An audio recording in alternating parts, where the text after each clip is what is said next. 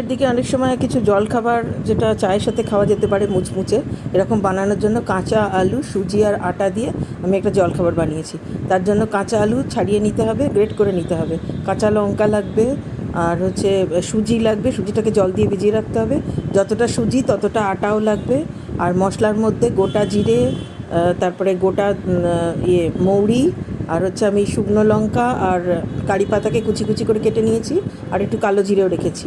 আর কর্নফ্লাওয়ারের একটা slurry, cornflour না পেলে আটার একটা স্লারি তৈরি করে সেই স্লারিটাও লাগবে।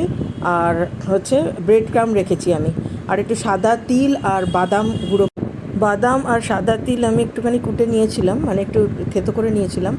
আর আলু আমি একটা বড় আলু আর একটা ছোটো আলু নিয়েছিলাম, সেটাকে গ্রেট করে নিয়েছি। আলুতে স্টার্চ থাকে, ওই জন্য আলুটাকে ভারবার করে ধুতে হবে ভালো জল দিয়ে, তারপরে যখন ধোয়া হয়ে যাবে তখন জল ঝরিয়ে রাখতে হবে। আর সুজিটাকে জল দিয়ে ভিজিয়ে রাখতে হবে, আগেই বলেছি। এইবারে একটা ননস্টিক ফ্রাইং প্যান নিয়েছি, তাতে তেল দিয়েছি। তেলটা গরম হলে তার মধ্যে ওই জিরে রেখেছিলাম, জিরে মৌরি এগুলো সব, তারপরে কাঁচা লঙ্কা কুচি, ওগুলো সব দিয়ে একটু নাড়াচাড়া করে তারপরে যখন ভাজা ভাজা হয়ে গেছে, তখন অনেকে কসুরি মেথিও দেয়। তো হয়ে গেলে পরে তারপরে যখন একটু ভাজা ভাজা হয়ে যাবে তখন জল ঢেলে দিতে হবে। জলটা ওই 1 বাটি মতো জল দিতে হবে। তারপরে জলটা যখন ফুটতে শুরু করবে তখন ওই যেটা গ্রেট করে রাখা ধোয়া আলুটা, জল ঝরিয়ে রাখা, ওইটাকে দিতে হবে। ও আর সাদা তিল আর বাদামটাও এর মধ্যে দিয়ে দিয়েছিলাম, মানে এর জন্য, টেস্টের জন্য। আচ্ছা, এরপরে হচ্ছে আলুটা দিয়ে দেওয়ার পরে ঢাকা দিয়ে দিতে হবে। এবার আলুটা যখন একটু হলুদও দিতে হবে, একটু নুনও দিতে হবে। এবার আলুটা যখন ঢাকা দেওয়া মোটামুটি 10 মিনিট বাদে একটু উঠিয়ে দেখতে হবে যে আলুটা মোটামুটি 80% সেদ্ধ হয়ে গেছে। যখন দেখা যাবে তখন আঙুলে করে চিপে দেখতে হবে। তো তখন ওটার মধ্যে ওই যে 1 বাটি সুজি ভিজিয়ে রেখেছিলাম, সেই সুজিটা, আর সুজিটা ততক্ষণে ফুলে যাবে, আর ওই সমপরিমাণ মানে এই 1 বাটি আটা, এই দুটো দিতে হবে। আর মশলা হিসেবে আমি আবার একটু জিরে আর শুকনো লঙ্কা গুঁড়ো ছিল আমার কাছে, ড্রাই রোস্ট করা, সেটাকেও দিয়েছিলাম। তো এটা মোটামুটি তৈরি হয়ে গেল আটা দেওয়া অবধি। তারপর এটাকে ঢাকা দিয়ে মানে তারপর এটাকে খুব শুকনো করে কড়াইতে নেড়ে নেড়ে খুব শুকনো করে ফেলতে হবে।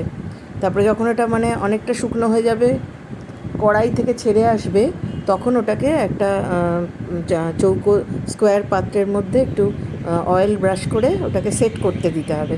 ফ্রিজেও সেট করতে করতে দেওয়া যায়, আর না হলে এমনি চৌকো করে সমান করে সেট করতে দিতে হবে।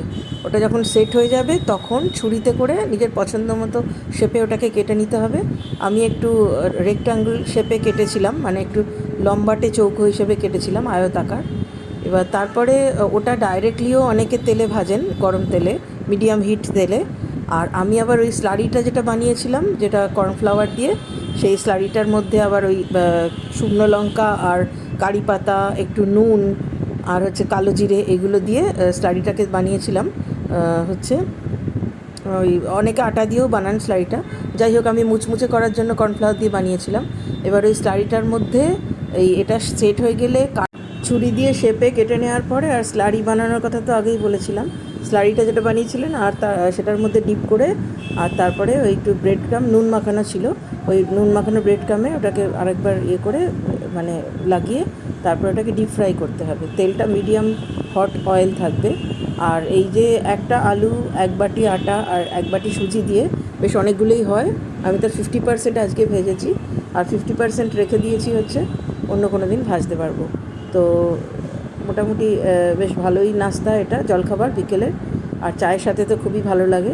আর যদি এত স্লারি বানানো বা ব্রেড ক্রাম্ব এগুলো যদি নাও করতে চান, আপনারা ডাইরেক্টলি তেলে ভেজেও বানাতে পারেন।